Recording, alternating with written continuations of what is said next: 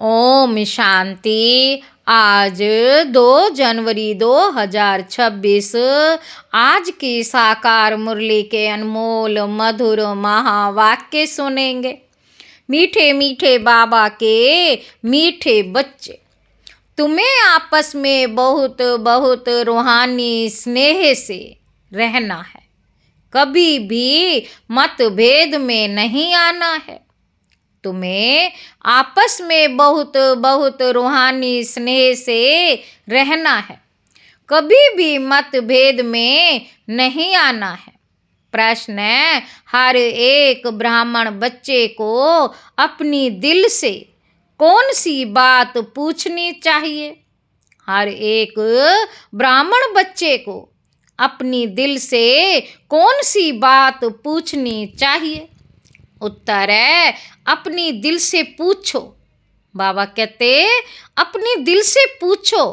Number 1, मैं ईश्वर की दिल पर चढ़ा हुआ हूँ। नंबर 2, मेरे में देवी गुणों की धारणा कहाँ तक है। नंबर 3 है, मैं ब्राह्मण ईश्वरीय सर्विस में बाधा तो नहीं डालता।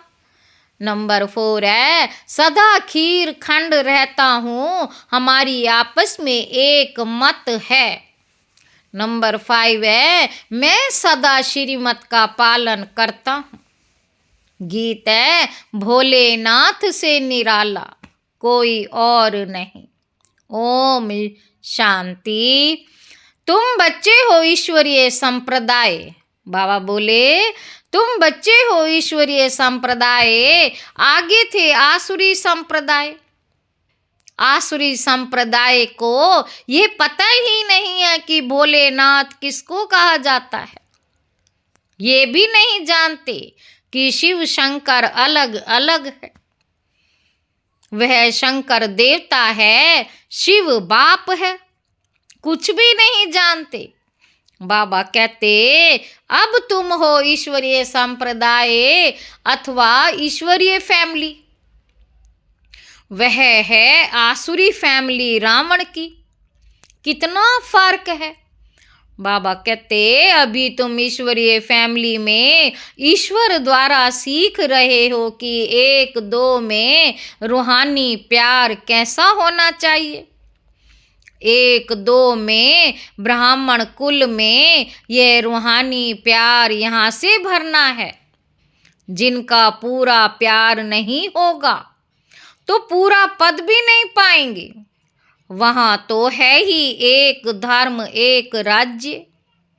आपस में कोई झगड़ा नहीं होता। यहाँ तो राजाई है नहीं। ब्राह्मणों में भी देह अभिमान होने कारण मतभेद में आ जाते हैं। ब्राह्मणों में भी देह अभिमान होने कारण मतभेद में आ जाते हैं। ऐसे मतभेद में आने वाले सजाएं खाकर फिर पास होंगे। फिर वहाँ एक धर्म में रहते हैं तो वहाँ शांति रहती है। अब उस तरफ है आसुरी संप्रदाय व आसुरी फैमिली टाइप। बाबा कहते यहाँ है ईश्वरीय फैमिली टाइप। भविष्य के लिए देवी गुण धारण कर रहे हैं। बाप सर्व गुण संपन्न बनाते हैं। सब तो नहीं बनते हैं। बाबा कहते जो श्रीमत पर चलते हैं वही विजय माला का दाना बनते हैं। जो नहीं बनेंगे वे प्रजा में आ जाते। वहाँ तो डीटी गवर्नमेंट है। 100% प्योरिटी पीस प्रॉस्पर्टी रहती है। 100% प्योरिटी पीस प्रॉस्पर्टी रहती है। इस ब्राह्मण कुल में अभी देवी गुण धारण करने हैं। कोई तो अच्छी रीति देवी गुण धारण करते दूसरों को कराते रहते हैं। ईश्वरीय कुल का आपस में रूहानी स्नेह भी तब होगा जब देही अभिमानी होंगे। इसलिए पुरुषार्थ करते रहते हैं। अंत में सबकी अवस्था एक रस एक जैसी तो नहीं हो सकती। फिर सजाएं खाकर पद भ्रष्ट हो पड़ेंगे। कम पद पा लेंगे। ब्राह्मणों में भी अगर कोई आपस में खीर खंड होकर नहीं रहते हैं, आपस में लोन पानी हो रहते हैं, देवी गुण धारण नहीं करते हैं, तो ऊंच पद कैसे पा सकेंगे। लोन पानी होने के कारण कहाँ ईश्वरीय सर्विस में भी बाधा डालते रहते हैं, जिसका नतीजा क्या होता है, वह इतना ऊंच पद नहीं पा सकते। एक तरफ पुरुषार्थ करते हैं खीर खंड होने का, दूसरी तरफ माया लोन पानी बना देती है, जिस कारण सर्विस बदले डिस सर्विस करते हैं। बाप बैठ समझाते हैं, तुम हो ईश्वरीय फैमिली, ईश्वर के साथ रहते भी हो, कोई साथ रहते हैं, कोई दूसरे दूसरे गांव में रहते हैं, परंतु हो तो इकट्ठे ना।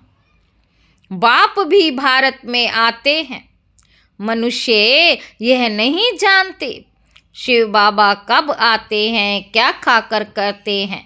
शिव बाबा कब आते हैं, क्या आकर करते हैं। बाबा पूछ रहे हैं, तुमको बाप द्वारा सभी परिचय मिलता है, बाप द्वारा अभी परिचय मिलता है। रचता और रचना के आदि मध्य अंत को अब तुम जानते हो। दुनिया को पता नहीं कि ये चक्र कैसे फिरता है, अभी कौन सा समय है, बिल्कुल घोर अंधेरे में है। तुम बच्चों को रचता बाप ने आकर सारा समाचार सुनाया है, साथ साथ समझाते हैं कि है सालिग्रामो मुझे याद करो। ये शिव बाबा कहते अपने बच्चों को, तुम पावन बनना चाहते हो ना, पुकारते आए हो, अभी मैं आया हूँ। शिव बाबा आते ही हैं भारत को फिर से शिवालय बनाने। रावण ने वैशाल्य बनाया है, खुद ही गाते हैं कि हम पतित विशेष हैं। भारत सतयुग में संपूर्ण निर्विकारी था, निर्विकारी देवताओं को विकारी मनुष्य पूजते हैं, फिर निर्विकारी ही विकारी बनते हैं। बाबा कहते ये किसी को पता नहीं है, पूज्य तो निर्विकारी थे, फिर पुजारी विकारी बने, अब तो बुलाते ही हैं, है पतित पावन आओ, आकर निर्विकारी बनाओ, आकर निर्विकारी बनाओ। बाप कहते ये अंतिम जन्म तुम पवित्र बनो, मामे कम याद करो तो तुम्हारे पाप कट जाएंगे। तुम तमो प्रधान से सतो प्रधान देवता बन जाएंगे, फिर चंद्रवंशी क्षत्रिय फैमिली टाइप में आएंगे। इस समय हो ईश्वरीय फैमिली टाइप, फिर देवी फैमिली में 21 जन्म रहेंगे। इस ईश्वरीय फैमिली में तुम अंतिम जन्म पास करते हो, इसमें तुमको पुरुषार्थ कर फिर सर्वगुण संपन्न बनना है। तुम पूज्य थे, बरोबर राज्य करते थे, फिर पुजारी बने हो, ये समझाना पड़े ना। भगवान है बाप, हम उनके बच्चे हैं, तो फैमिली हुई ना।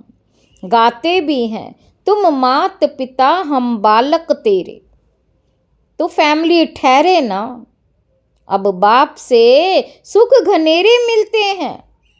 बाप कहते हैं तुम हमारी फैमिली बेशक हो, परंतु ड्रामा प्लान अनुसार रावण राज्य में आने के बाद फिर तुम दुख में आते हो तो पुकारते हो।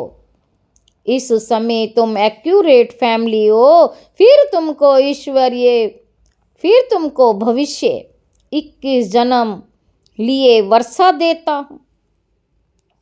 यह वर्षा फिर देवी फैमिली में 21 जन्म कायम रहेगा। देवी फैमिली सतयुग त्रेता तक चलती है, फिर रावण राज्य होने से भूल जाते हैं कि हम देवी फैमिली के हैं। वाम मार्ग में जाने से आसुरी फैमिली हो जाती है। 63 जन्म सीढ़ी गिरते आए हो, ये सारी नॉलेज तुम्हारी बुद्धि में है। किसी को भी तुम समझा सकते हो, असल तुम देवी देवता धर्म के हो। सतयुग के आगे था कलयुग, संगम पर तुमको मनुष्य से देवता बनाया जाता है। बीच में ये संगम तुमको ब्राह्मण धर्म से फिर देवी धर्म में ले आते हैं। समझाया जाता है लक्ष्मी नारायण ने ये राज्य कैसे लिया। उनसे पहले आसुरी राज्य था, फिर देवी राज्य कब और कैसे हुआ। बाप कहते हैं कल्प कल्प संगम युग पर आकर तुमको ब्राह्मण देवता क्षत्रिय धर्म में ले आते हैं। यह है भगवान की फैमिली। सब कहते हैं गॉड फादर, परंतु बाप को ना जानने कारण निधन के बन गए हैं। इसलिए बाप आते हैं घोर अंधियारे में सोझरा करने। बाप आते हैं घोर अंधियारे से सोझरा करने। अब स्वर्ग स्थापन हो रहा है। तुम बच्चे पढ़ रहे हो, देवी गुण धारण कर रहे हो, ये भी मालूम होना चाहिए। शिव जयंती मनाते हैं, शिव जयंती के बाद फिर क्या होगा। जरूर देवी राज्य की जयंती हुई होगी ना। हेवनली गॉड फादर हेवन की स्थापना करने हेवन में तो नहीं आएंगे। कहते हैं मैं हेल और हेवन के बीच में संगम पर आता हूँ। शिवरात्रि कहते हैं ना, तो रात में मैं आता हूँ। ये तुम बच्चे समझ सकते हो। जो समझते हैं वे औरों को भी समझा सकते हैं, वह औरों को भी धारण कराते हैं।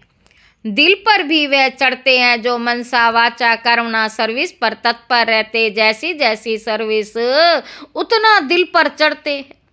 बाबा कहते कोई ऑलराउंड वर्कर्स होते हैं।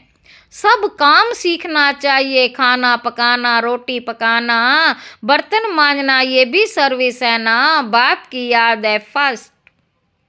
उनकी याद से ही वे कर्म विनाश होते।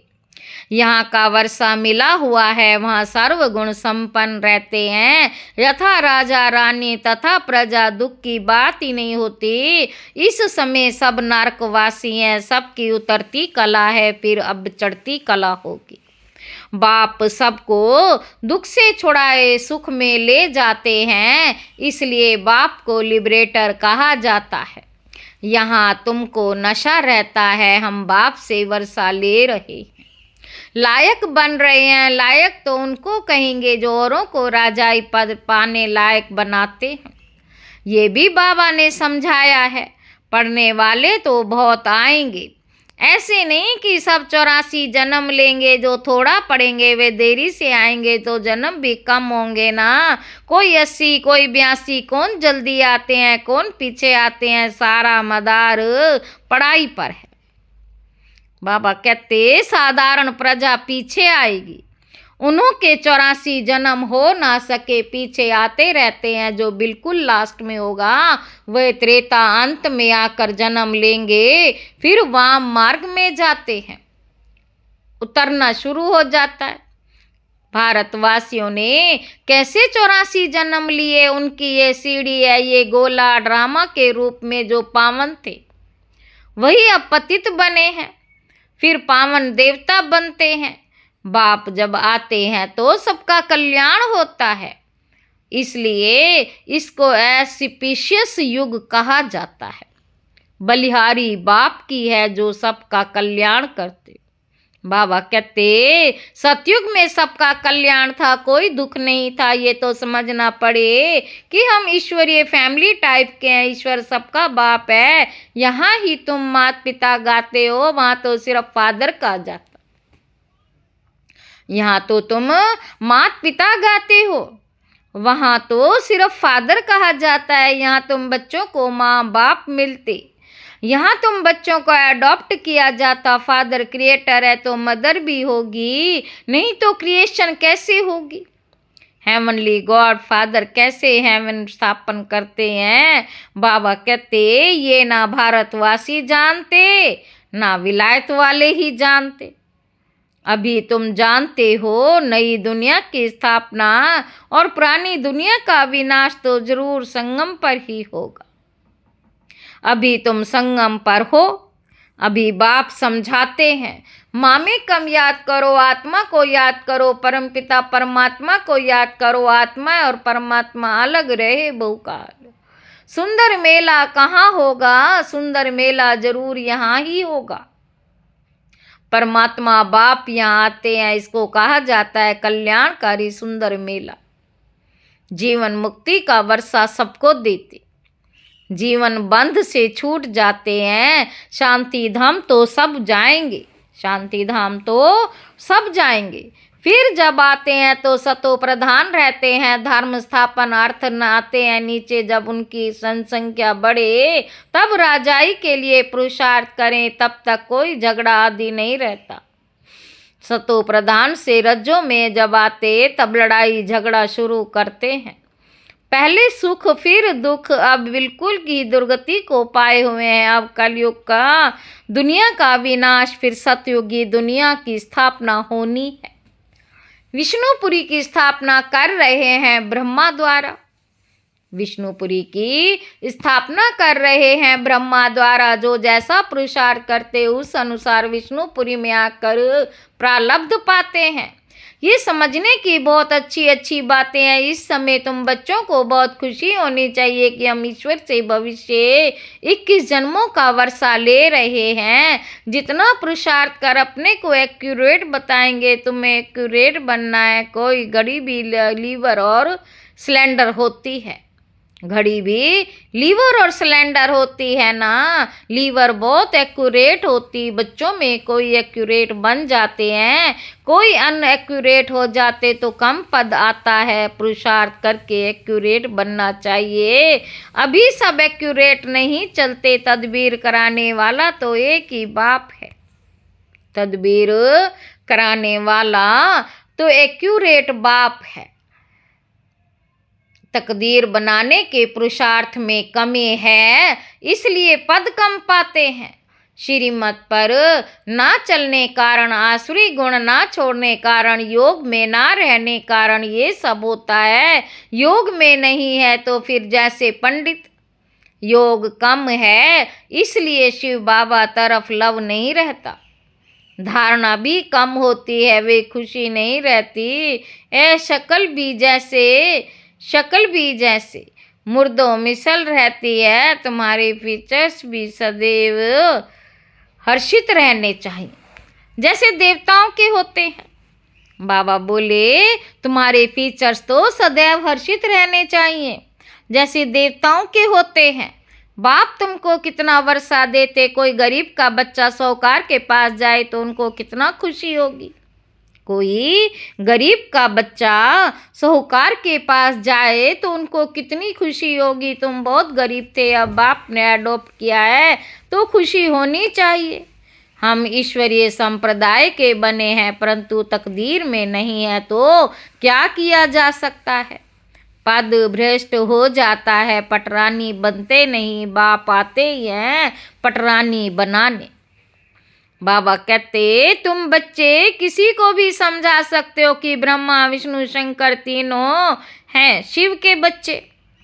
भारत को फिर से स्वर्ग बनाते हैं ब्रह्मा द्वारा, शंकर द्वारा प्राणी दुनिया का विनाश होता। भारत में ही सबके बाकी थोड़े बचते हैं, भारत में ही बाकी थोड़े बचते हैं। परले तो होती नहीं, परंतु बहुत खल्लास हो जाते तो बहुत खल्लास हो जाते हैं तो जैसे कि परले हो जाती है, रात दिन का फर्क पड़ जाता। वह सब मुक्ति धाम में चले जाएंगे। ये पतित पावन बाप का ही काम है। बाप कहते हैं देही अभिमानी बनो, बाप कहते हैं देही अभिमानी बनो, नहीं तो पुराने संबंधी याद पड़ते रहते हैं। छोड़ा भी फिर भी बुद्धि जाती रहती। नष्टो मोह है नहीं, इसको व्यभिचारी याद कहा जाता। सदगति को पा ना सके क्योंकि दुर्गति वालों को याद करते रहते हैं। अच्छा, मीठे मीठे सिकी लदे बच्चों प्रति माता पिता बाप दादा का याद प्यार और गुड मॉर्निंग। रूहानी बाप के रूहानी बच्चों को नमस्ते। हम रूहानी बच्चों की रूहानी बाप दादा को याद प्यार और गुड मॉर्निंग। नमस्ते बाबा, नमस्ते, शुक्रिया बाबा, शुक्रिया। धारणा के लिए मुख्य सार पहला पॉइंट है, बाप दादा के दिल पर चढ़ने के लिए मनसा वाचा कर्मणा सेवा करनी है। एक्यूरेट और ऑलराउंडर बनना है। दूसरा पॉइंट है, ऐसा देही अभिमानी बनना है जो कोई भी प्राणी संबंधी याद ना आए। आपस में बहुत बहुत रूहानी प्यार से रहना है, लोन पानी नहीं होना है। वरदान है, विश्व परिवर्तन के श्रेष्ठ कार्य में अपनी उंगली देने वाले महान सो निर्माण भव। जैसे कोई स्थूल चीज बनाते हैं तो उसमें सब चीजें डालते हैं। कोई साधारण मीठा या नमक भी कम हो तो बढ़िया चीज भी खाने योग्य नहीं बन सकती।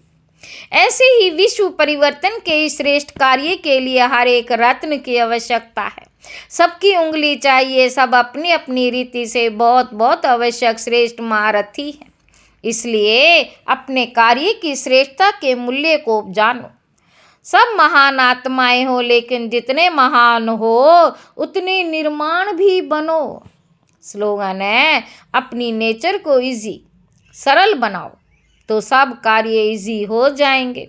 अव्यक्त इशारे। इस अव्यक्ति मास में बंधन मुक्त रह जीवन मुक्त स्थिति का अनुभव करो। जीवन में रहते समय नाजुक होते परिस्थितियां, समस्याएं, वायुमंडल डबल दूषित होते हुए भी उसके प्रभाव से मुक्त। जीवन में रहते इन सर्व भिन्न भिन्न बंधनों से मुक्त रहना है।